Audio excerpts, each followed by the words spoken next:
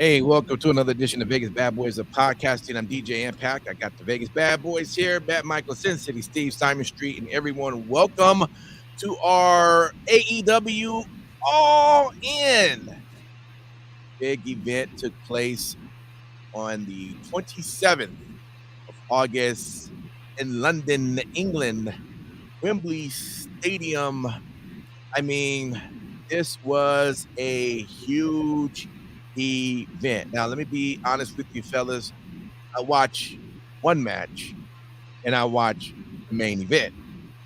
All right. You missed out. I'm not saying I'm not going to go back and watch it just based on timing. It was tough, but whatever. Whatever. Yeah. I tell you this. So let me let you guys, when we get to that part, we'll discuss. I want to know what you guys thought of the match and everything. So let me just start off before going into any matches. What was your thought in general? The people, the setup, the pyro, the screens, just an overall. This was so different for AEW. Hater alert. Let me just start that first, and then just to keep everybody in on time, I'm going to go ahead and get that clock going. So let me start with you, Sin City Steve. Just overall presentation. What's your thoughts? Holy shit! They actually did it. 81,035 was the actual number of paid attendance. That was my first thought was paid attendance. Of course, because why do the papered tickets? Why do those matter? They don't. So at the end of the day, the paid attendance, which is what should matter, is what did matter. And the fact is, I had no problems with the stage, with the pyro, with the presentation. I was looking all night. There was one issue with a replay in the Ospreay match. That was it. Mm-hmm. Yes, there were some things that maybe got missed on camera, but at the end of the day, that's what you're going to have. You are going to have those things, especially in with matches like Stadium Stampede, where there's stuff going on in 4 different action points. Mm-hmm. I think that AEW really kind of planted a flag in the ground and said, okay, you want to call us a pissant t-shirt secondary company. Okay, well, we just sold 81,000 tickets and we now have the highest paid attendance in the history of professional wrestling. Yeah. So, and the show, it's not like as if this is strictly based on the attendance. The show was a fucking solid show from beginning to end without going over matches. Yeah. Just a solid and enjoyable time. So Simon Street, just your thoughts. I mean, you can talk about in terms of setup and all of that as well. But in that question, I'm gonna throw this in. Now that you see the successful of this happening in England, in London, England, should we expect to see that now happen more to the States? So that's a double question for you there. What's your thoughts? And then that question. Damn. Say that question in a slower and small form. I'll just ask you this first. Let's start with this one. Do you with the That's a lot. Well, here, let's stop this time because we want to make sure he gets all of it. But first off, now we see the success in London, England. Do you see that now coming to the States and being just as successful? I see that the success that they had in London was definitely unprecedented. It's something that clamored more to the fact of wrestling fans overseas. If you've ever been to a WWE event and you've had the pleasure, like being Impact were, sitting behind people from the UK, they have more dedicated fandom with wrestling than we do by the numbers. So I'll be honest and give AEW just that point. Of course you're going to do freaking amazing, right? If you didn't sell 80,000, then something would be wrong with your product. So yes, would they be able to do that in America? Possibly, but it's going to be very, very, very, very, very, very challenging. And that's just being realistic. What was the second question? So what was your take overall on just the setup of everything of the show? Everything you've seen from the aesthetics of everything. One thing I can say is this right now. AEW will be successful and will be able to thrive and will always be more than just alternate type of wrestling. And it's because of two factors. Factor number one, big bank take little bank. I'm going to be real with you. Yeah, WWE got a nice substantial little piggy bank, but Tony Khan, I don't even want, we could put a whole country in his pockets. And that speaks volumes when you have to purchase people who are about to come near to the end of their contract and last minute. So that's one big thing. I don't give a shit what nobody say. Mm-hmm. Big bank, take a little bank, okay? So that's one factor. Number two, all the shit that we talked about them, they proved us wrong with just this event to start off with. The only thing that's going to hurt them is Tony Khan. Because this proved your booking was solid.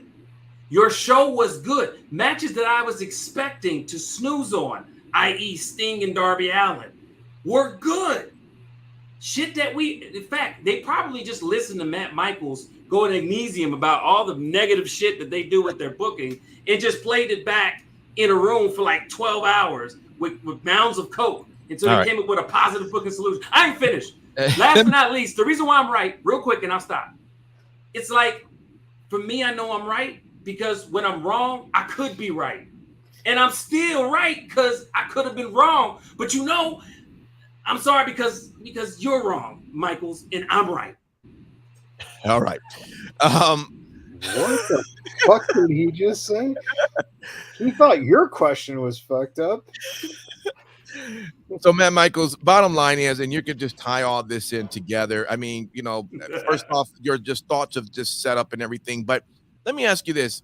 As someone like TK, do you go in when it comes to the design, are you saying to yourself, I want my own WrestleMania theme type show where I want everything I see at a regular WrestleMania to pretty much happen here? Or do you challenge yourself and say, well, look, I'm going to put this in a big stadium, but I want to make this so different that there is no relation between what I did and what WrestleMania does? What was your take on just that setup alone? I mean, listen, it's a stadium, so there is always going to be a comparison to WrestleMania because they're the only other ones who do it. So, in some ways, it's inevitable. I think that in a way, the setup over the ring was kind of ridiculous because basically you've sold all these seats and all you're really getting, if you're a fan, is just the privilege of paying money to sit and watch it on the big screen. You know, that's the only distraction you have with that kind of setup is that when you have four screens going around, you're not seeing down into the ring as much as you're really just seeing the screen. And we know that even going in a fucking arena, a lot of times you're in a fucking 15,000 seat arena and you end up looking at the screen more than you look at the ring. It's just what, you know, you typically end up doing. It's just that, you know, they didn't, I don't think they needed that over there, but the truth of the matter is that of course you had to fill that stadium because of the fact that it's pretty simple. If you look at it, your fans of that product are marks, right? They're diehard wrestling fans. So you're going to get people who are going to come from around the world, and it's Europe, so it's easier for people from Scotland and from Ireland to get there, since it's England.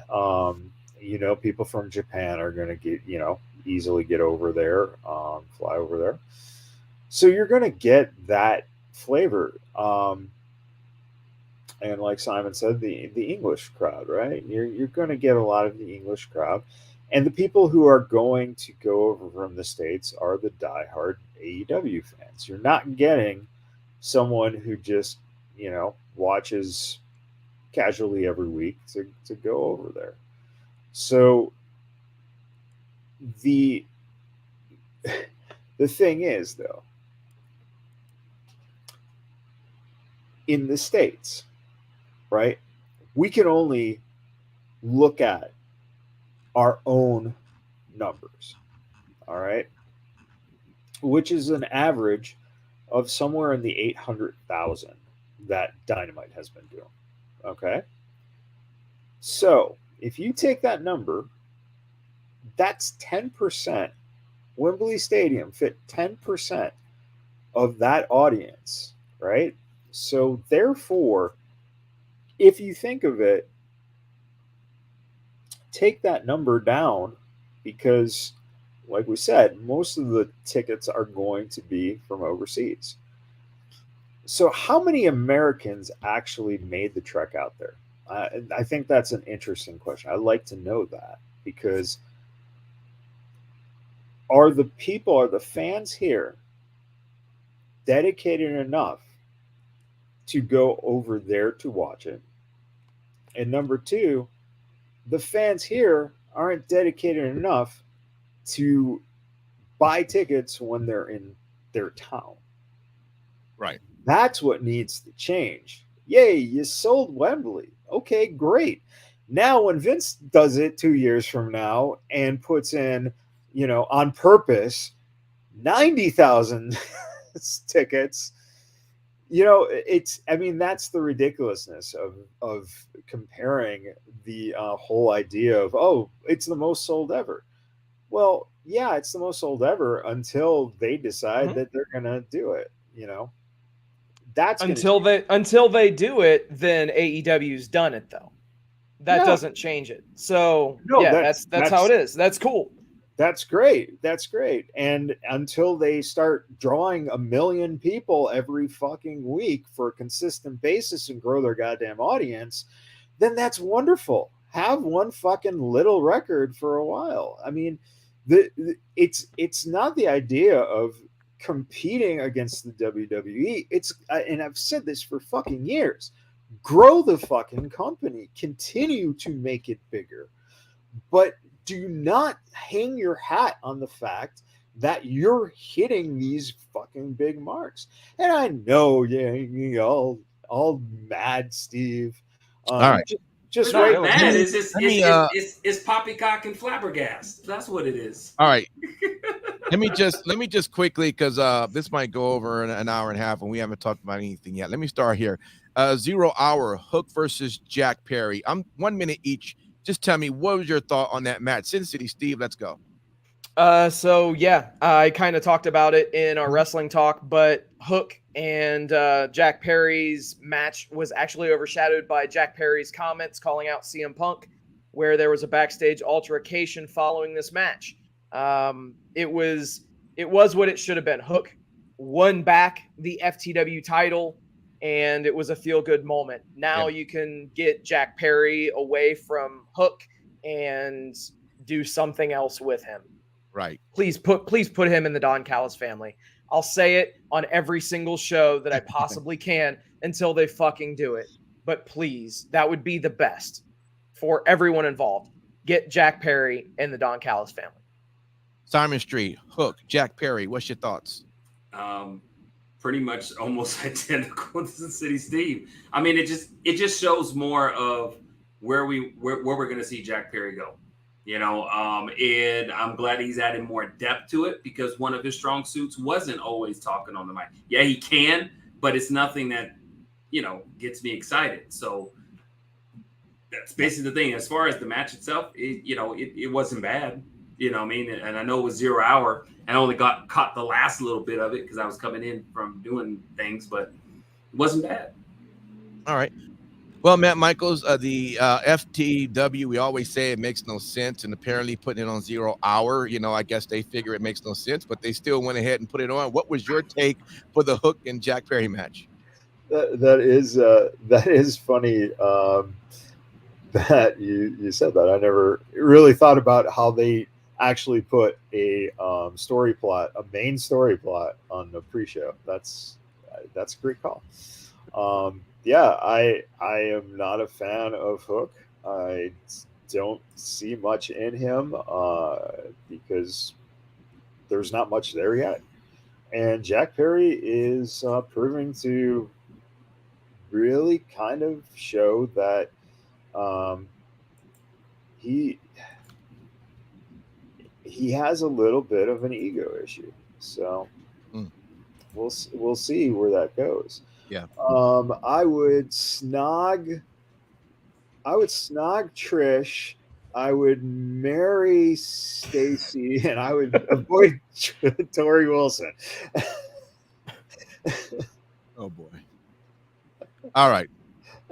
We also had the Ring of Honor World Tag Team title match. You had the AEW World Champions MJF and Adam Cole go against Aussie Open, Kyle Fletcher and Mark Davis. Sin City Steve, what did you think of this match? I thought that it was a good match. Clearly built to get the the main event competitors at the end of the night over and put gold on them to, I guess, continue their friendship build. Aussie Open are a great tag team. I hope that by them dropping those titles that now they go to AEW proper and they're not focused on Ring of Honor. Just because, the tag division would be better off with Aussie Open in it. And as far as MJF, Adam Cole, they have a great chemistry. Everybody knows that, whether you've seen the vignettes, whether you've seen the matches, or hell, if you've seen them on Hot Ones. They just did an episode of Hot Ones, and it was fucking hilarious. So they've got great chemistry. It's good that they're building on this and evidently going to be continuing it. Yeah. Simon Street, what was your thought, man, on the Ring of Honor World Tag Team titles? I thought it was good. I mean, obviously, it served a purpose. As we get closer and closer to the end of the show, and that's what I kind of saw it as well. I mean, you can't. I looked at it, and I know I'm going to say it again, but it made sense to have that match because it needed to continue on a storyline of, like, since they see the friendship between MJF and Adam Cole. You get what I'm saying? And it feels weird to me having a comment on it because we're not at the end of the show. So that's kind of where I am. Does it make sense or not? I mean, All right, no doubt. Matt Michaels, what you think, man? Yeah, I think that MJF and Adam Cole's relationship is the only thing they've got going that is really fucking strong and good and makes sense. And they have been playing to that strength. They should. The ROH thing makes no sense at all. Get rid of the fucking brand if you're not going to make it a show. All right. You literally, like we said, sometimes props are props. This was an example of those tag titles meaningless. They're props. They needed to do this for the storyline. You would not have taken FTR and had them lose the titles to them just because of this story. So Aussie Open, they're okay. They've got a long way to go, but they have potential. So I think Steve is right. Get them off of ROH and have them get exposure and people get used to them on the main fucking roster. Okay. And avoid Sonny at all costs, Dally No Pool. shit. I mean, I would snog Sable, marry China, even though she's not around anymore. And avoid Sonny at all fucking costs. Oh shit. The Golden Elite versus Bullet Club Gold. All right, let me. I normally always go Sin City, but let me go Simon Street this time. Simon, what's your thought on this one? Okay. It was a great match, and it just kind of shows, man. Switchblade, the guns, Juice. I'm really liking this new generation You know what I mean? I'm just saying. And if you really kind of look at it, they got a chance to face, the elite. So it's like a graduation type of test is the way I looked at it. And man, it was just great. It was just a showcase of it's our time, and I felt like that's what transcended throughout that whole match from start to finish. And I mean, shout out to all of those guys. I mean, like seriously, like they are here. Like I don't even watch AEW all the time. Mm-hmm. They are here. They will be a force to reckon with. All the rest of the little cliques and groups and shit, watch out, because these guys are looking to be a problem. That's simple as that. They do what the hell they want, and they don't even care how you feel about it. All right. So Let me ask you, Matt Michael, are you a Golden Elite or are you Bullet Club Gold? Where you stand on this? Which one is Chris Bay on? He's like the young lions of the. If it's not Chris Bay, which one is AJ Styles on? Because I'll go with that one then. Okay. Did you like any of this match at all? Or? Listen, Jay White is fantastic. I've always liked Jay White.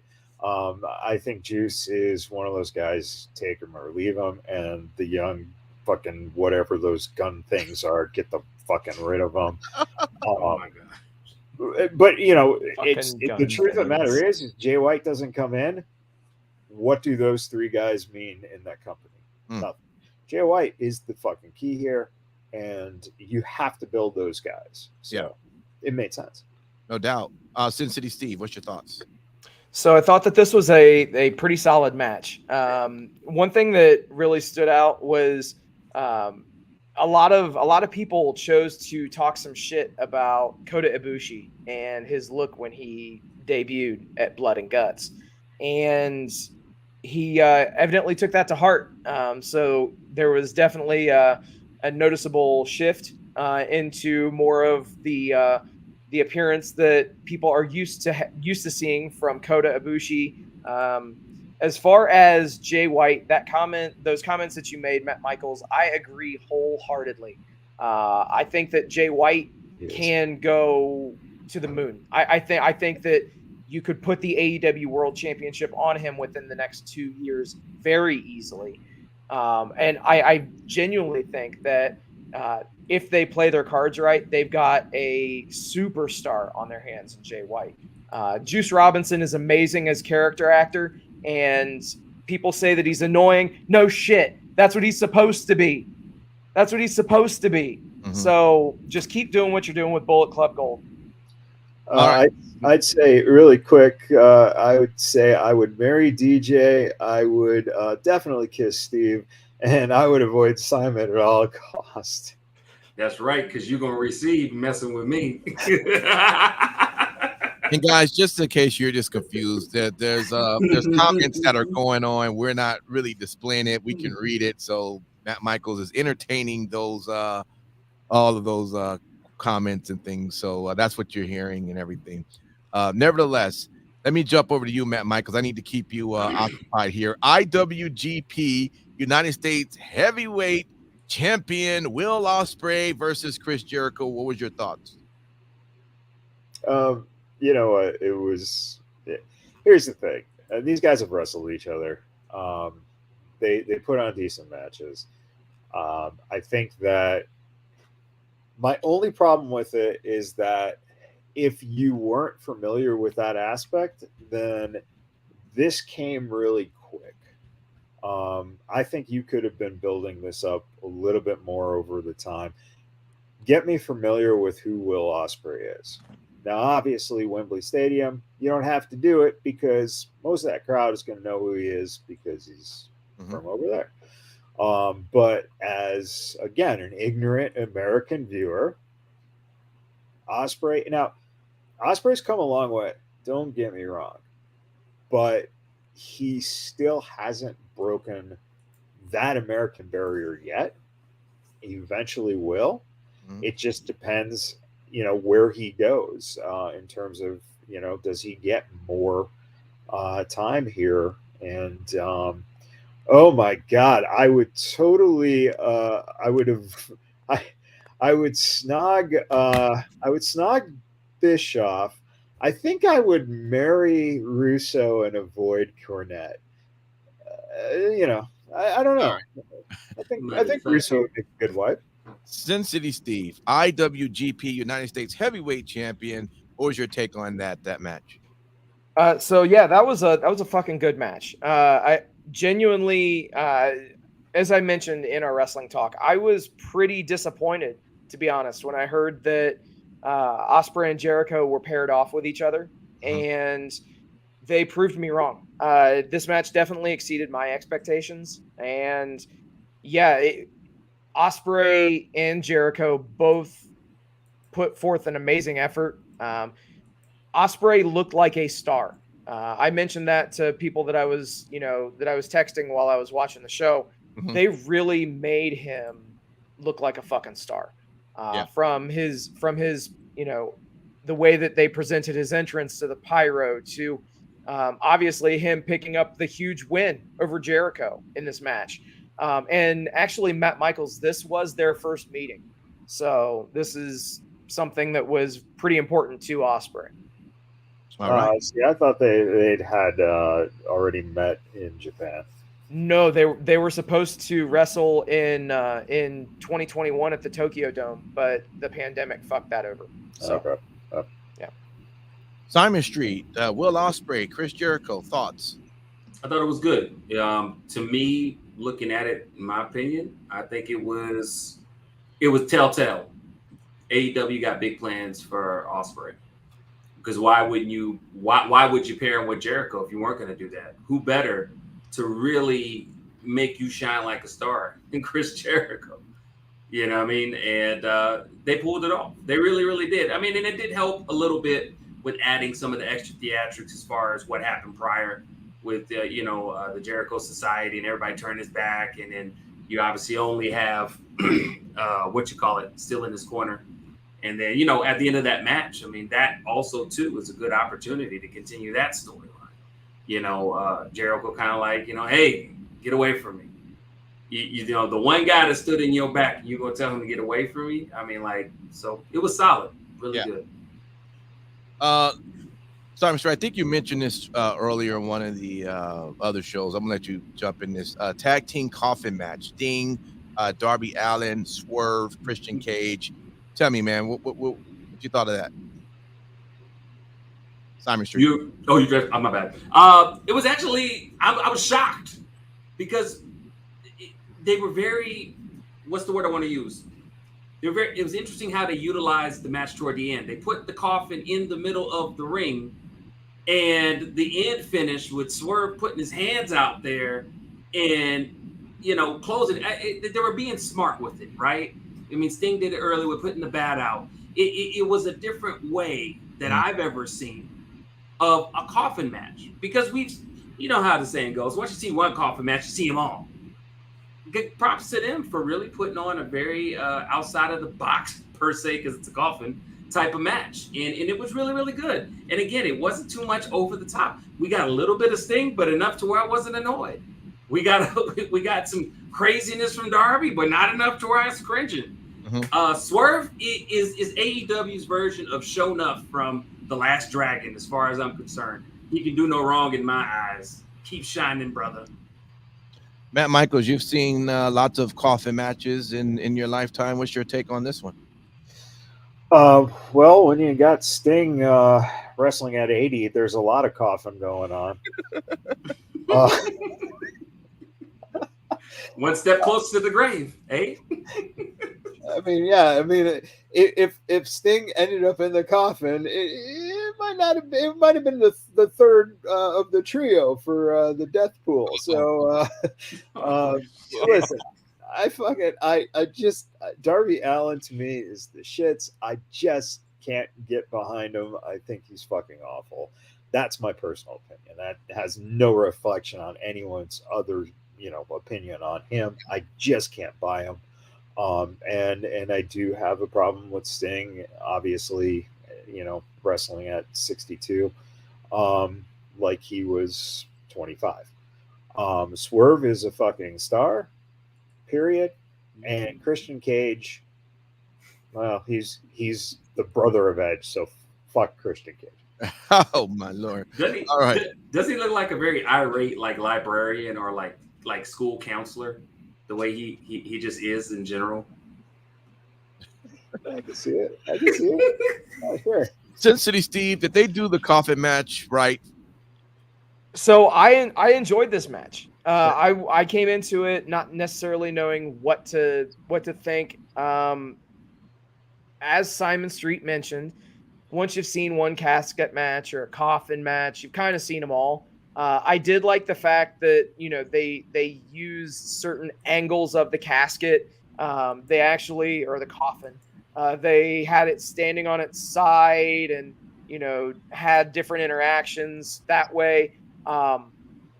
I thought that it was a good showcase as well for Swerve in a losing effort, but I genuinely thought that, albeit yes, he was the one to take the fall, I thought that he solidified himself as being that star. I've been singing his praises for years, even before he went to WWE. But yeah, this was a solid match by all four guys. Yeah. I do want to see Sting kind of tone it back a little bit. No reason to make two dives to go through one table. We're talking about those English steel tables. Those British steel tables. Yeah. All right, there was a lot going on at the Stadium Stampede match. I'm not going to name everyone. Matt Michaels, what was your take on this this match? Yeah, I'm done with Stadium Stampedes. I think this is fucking ridiculous. It was a way to get a bunch of guys on the show. I don't like them. Yeah, that's it. No doubt. I thought it was to help sell the video game Fight Forever because they have that mode in the video game. Yep. Well, all 6 people who bought the game already have it, so. You are just ruthless. Sin City Steve, Stadium Stampede match. What's your take? This was an absolute blast. I love garbage matches. There are limits, of course. I do have to say, Mox's look coming out to the ring in the pea coat with the sunglasses, dude looked like a badass. And Claudio did as well. He wasn't getting as much camera time, but yeah, I was digging that look, especially being in England, coming out in the pea coats. As far as the match, obviously, you know what you're going to get. This is AEW's almost monthly bloodletting at this point. So, of course, we had the skewers, we had the broken glass. I do have to say, shout out to the Axel Rotten spot late in the match with the duct tape on Orange Cassidy's fists as he did the orange punch with the duct tape fist with glass to Claudio to pick up the win. Okay. Perfect. Simon Street, Stampede. I feel like it wasn't. It was everything I expected it to be. Pure chaos. Although I will have to give AEW a little bit of credit. They tended to keep a lot of the cameras a little bit more organized than last couple times. Before I'll be real with you. I don't know if the cameramans had attention deficit disorder or something, but they was all over the place the last couple times, and it was really hard. Like if I went to go get some popcorn, came back, I wouldn't know what the hell I was watching. But here it looked to be like they kind of knew what spots, which cameras they want to cue. So big ups for them for not making the same mistake. But again, I want to know, how do you get your mom's van overseas? I really want to know. She drove it. She drove it? She probably sold some of her cookies to get a fare. All right. Let's go over to the AEW World Trios titles. That's the Acclaim and Billy Gunn versus the House of Black. Sin City, what was your take on this one? So this was, first off, I have to draw attention to the fact that the House of Black came out to the ring carrying a lantern in a tribute to Bray Wyatt, which I thought was really dope. They left it on the rampway, So very cool there. Yeah, this was what it needed to be. When this was announced, or I shouldn't even say announced, when this was presumed to be on the card several weeks before the show, you could kind of see what was coming. Mhm. Obviously, there were a couple of outcomes on the show that they kind of worked backwards from. They wanted to have Billy Gunn and the Acclaimed hold those trios titles up and get that pop from 80,000 people because they knew that it was going to be insane, and it was. Yeah. So they made, when other companies always talk about making moments, this was one of those moments that AEW made tonight. Simon Street, the World Trios titles match, man. What you thought? Definitely, I think because the whole story that they built up about, badass Billy Gunn coming back made sense. I mean, to me, I think the people that really sold it the most was, the champs, the former champs now. They really set the tone. And I think they even did that weeks prior because I was kind of looking at a couple of the vignettes that they had and whatnot. And it just was great. Again, my perspective is always going to be from not always watching AEW. So I think it is a good perspective because I'm the person that AEW wants to do business with.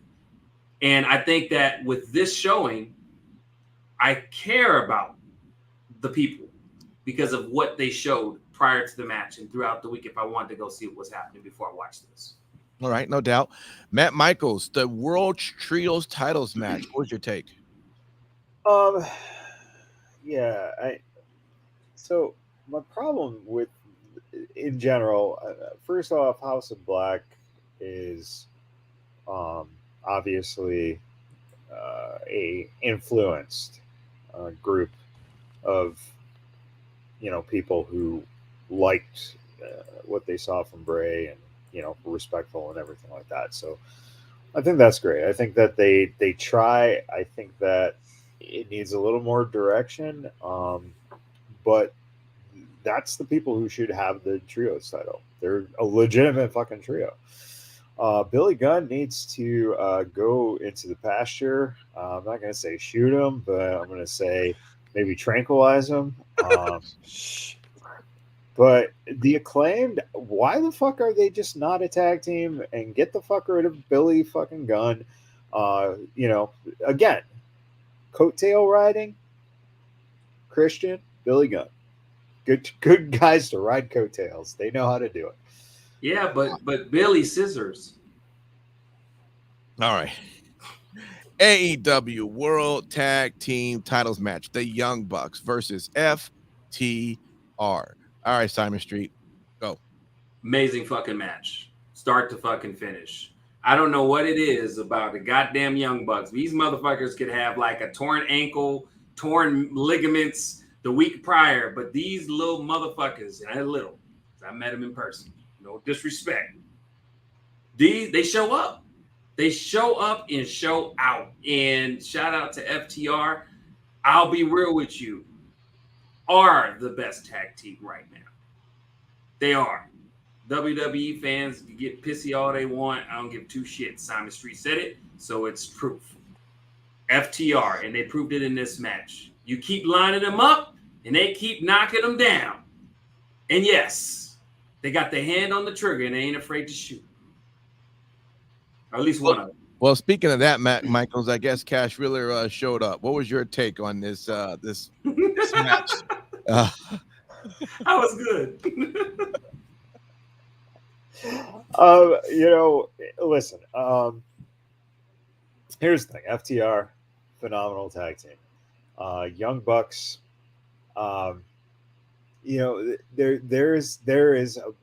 There's one thing I think about the Young Bucks, and that is those guys were able to build their own brand, right?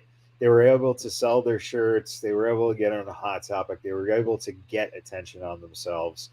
The truth of the matter is that if you like guys who slap their legs, they are right up your alley. But other than that, I would have rather seen the Acclaimed go against FTR, right? Or again, Cole and MJF go against FTR. The Bucks are just. Sin City Steve. I mean, are are the Bucks just kind of whatever, or do you think this was one of the greatest matches you've seen this show? So can I say neither? That's fine. So it was a very solid match. I think the biggest problem is that a lot of people made some very, very lofty expectations for this match. And to say that it's going to be the greatest tag team match of all time or anything stupid like that is just setting yourself up for failure. But at the end of the day, yes, FTR is the greatest tag team on the planet right now, period, bar none. I've gone and said that several times on the show. Young Bucks are a very solid tag team even still. The one thing that I'll say with them is that when the lights are on and it's a big show and a big match, the Young Bucks, I'd say 99% of the time they deliver, and this was no exception. So very solid match. No doubt. All right. Fatal 4-way for the AEW's Women's World title. Saraya, Britt Baker, Toni Storm, Hikaru Shida. Matt Michaels, go. Yeah. Let's see. We have Saraya in our company. We're in England. We haven't given her the title yet. Let's just fuck around with Toni Storm and take the best thing they got going in the women's division and fuck her around. So, I got it. Let's take her whole family, Saraya's family, have her come out to the ring, have a celebration moment, blah, fucking blah. Oh my God. I fucking hated the match. I fucking hate that fucking women's division. And, great. She had a fucking moment with her family and it was in front of all her drunk relatives and whatever. And yes, the old Bucks need to be put down in the wild. I agree. Wow. Sin City Steve, Fatal 4-way, AEW's Women's World title. What's your take? Were we watching the same match, Matt? Because, yeah, I definitely don't feel that way at all. So first things first, props to Tony Khan for opening the wallet yet again and paying for the song licenses in this match for We Will Rock You by Queen for Saraya, and also for Sting and Darby Allin for Seek and Destroy from Metallica. Now, obviously, Metallica and Queen, you know that he spent a pretty penny on those royalties. Anyway, this match was solid. I don't think that you have Toni Storm go over here. I think that you have her continue to lose matches until she gets more and more progressively insane. That's the path that I think would be the best in this case. And I'm not saying for her to never win another match, but I'm saying to get where the gimmick is clearly going and for them to get the best results out of the gimmick, she does need to continue to lose a few matches. And, well, why not put the fucking title on Saraya in front of 80,000? You got an amazing reaction. It was a feel-good moment. Fuck it. Simon Street, Fatal 4-way, AEW's Women's World title, man. What was your take? I feel like it was appropriate. I mean, I'm not going to disagree and say that, outright between the four competitors, Saraya should have been the winner. Other than the fact, yes, Michaels, I will agree to a certain extent, but more of a classy, dignified response. It made sense because you want to have a big pop. And then really, if you want to take it to a personal level, everything that girl's been through, I'm all right with it. I'm literally all right with it. And at least for next week, we at least know she can cut a good promo. So I can live with that because that's way better than what, certain women in the WWE that y'all was talking shit about can do. Because, I'd rather eat up her. That sounded bad. I'd rather eat up a large amount of TV television with her being on the mic and actually freaking. That sounds bad too. But my point that I'm saying is Saraya can talk really well on the mic, and at least that's okay for next week. Man, that sounded all bad. Just All right. And not to Next. mention, you had Mercedes Moné in the audience. So right there, you got a There you go. possible match a few months down the road. Mhm.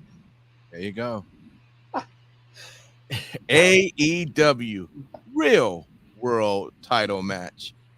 Ring of Honor World Television Champion Samoa Joe versus CM Punk. I got to start with you on this one, Sin City Steve. What's your take? Man, I'll tell you. So this this was a good kickoff to the show. You had Samoa Joe, who was the babyface. Oddly enough, this London crowd was cheering him on, and they were booing CM Punk like the dastardly heel that he is.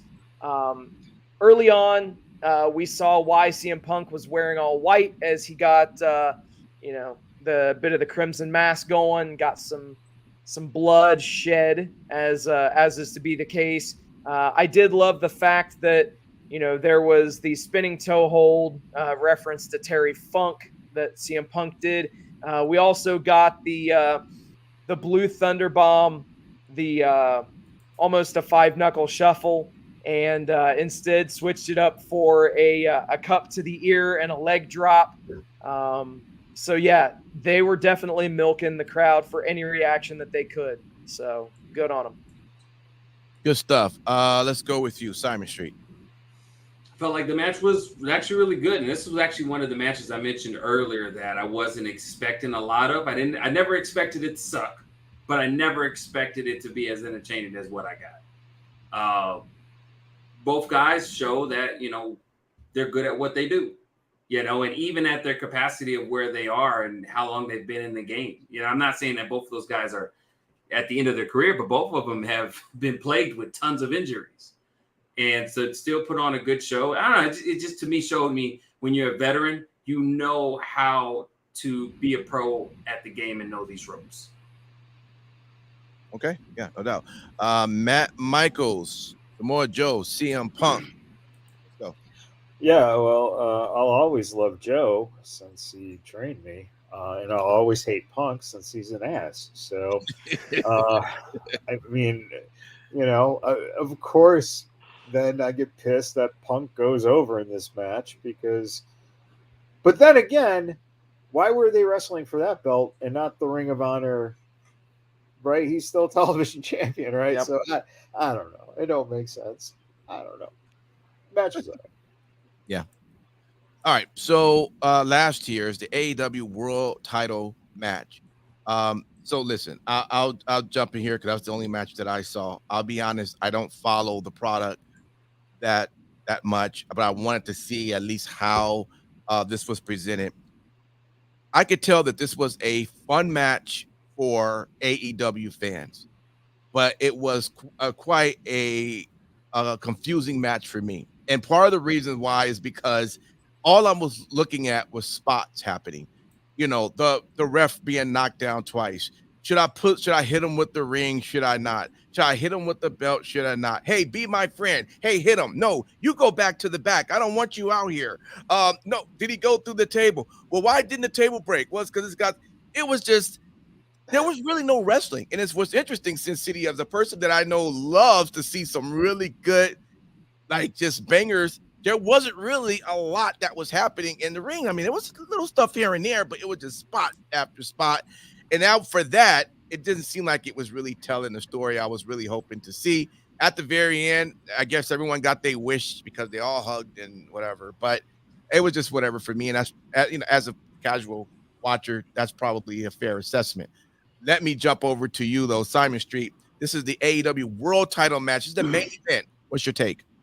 Very entertaining.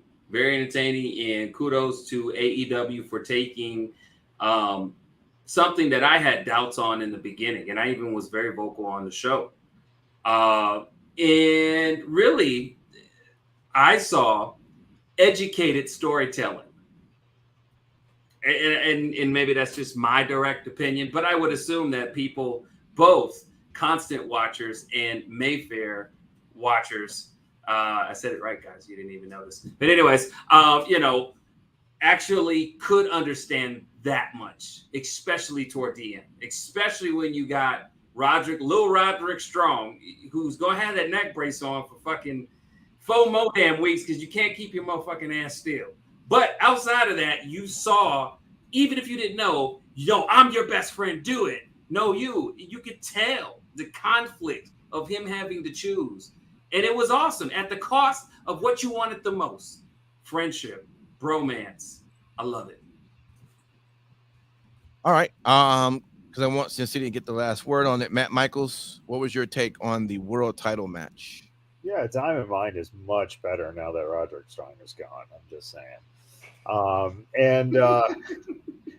Listen, I mean, again, it's all story. And the funniest thing about it is that for wrestling fans who fucking hate the WWE because it's not believable. All they do is just stories and see matchups and blah, blah, blah. This is what wrestling should be. Fucking telling a story and having it be entertaining and having it go, oh, is he going to go this way? Is he going to go that way? And not just doing it, looking 1, 2, 3, this happens. Okay, now this happens this week. Now this happens. No, it's been laid out, and we have a pay-per-view coming up next week. Holy fuck. So you have to have something that can lead into that, I guess. So, yeah, I mean, it was what it needed to be. So, yeah. Sin City Steve, the world title match. What's your take? All right. So I was absolutely positively sure that we were going to see Adam Cole turn heel tonight and start a new faction with Roderick Strong and the Kingdom. Like, I legitimately thought that they were going to try to shoehorn that in. They didn't, surprisingly enough. So as of right now, Adam Cole and MJF are still on the same page, still brochachos, and they're still Ring of Honor World Tag Team Champions, however much that might mean. But as you mentioned, there is All Out next week. So I would not be surprised if there is some sort of a turn that occurs next week. I don't know if maybe there's a rematch that happens or something of that nature, but I could see Adam Cole turning heel next week in Chicago. All told, this was a good match with even better storytelling. And Michaels, the last thing that I'll say is you need to have a mix. You can't just have great matches and no storytelling. Likewise, you can't have great storytelling and shit matches. You got to have a mix of both. And this is what I think that we're finally getting in AEW. I just hope that happens on the other show. Well, obviously, you don't watch the other show. I need something to reel me back in. Yeah. Oh, I'm sorry. Let's get Kinsei Nakanasa or Jira Jakakana from Japan. Jakakana. I wonder what his signature move is. Well, guys, this was all about All In, and are you trying to get off, DJ? Yeah, because it's all in. I'm an old man. It's my bedtime. It's gonna be all out pretty soon. It is. That's right. You got the slippers ready. Let's just stay on and stream until then. We're good. Oh man! Remember, these viewers are paying to see you in them slippers. Oh yeah. Oh boy. That's what we need. You said it. Only fans. I am right. Exactly. Only Onlyslippers.com. That's right. Keep them on and we'll get soft. It seems like that All In was a successful event. So I'm happy it went well. I'm like I said last week, you could tell that it didn't spook, but it definitely had WWE saying, you know what, we're gonna remind people what type of ticketings we do, because on that SmackDown they were constantly letting us know how fast their WrestleMania that's normally tickets don't even go on sale in November. They decide to put the tickets on sale in August, a couple of weeks before this big show. Okay, that's making moves. It's making moves. And you know what? If that's what it takes, It is what it is, you know. So so it was good to see that it was successful. They did announce they're doing it all over again next year. So, Yep. again, I'm interested to see though if they're going to bring it to the States, and if they do, is it going to bring the same momentum? So that's going to be the question. Yeah, but wait. It already has been in the States. That's the thing. It started in the States. Well, we're talking about a stadium event. Stadium show. Oh, okay. I see what you're saying. I thought you meant like All In itself. No, I was no, gonna no, say, no. wait a minute, DJ. No. Like how much out of the loop are you? No, no, it's all good. Well, he's all in now. So There you go. That's what she Uh, said. Hello. Anyway, for people who are watching this, it's Labor Day weekend. So however you're enjoying it, please continue to enjoy this weekend. All right. And with that, we'll be back next week. Lots to talk about. Pay-per-view is going to be happening, so we got to talk all about it. All right.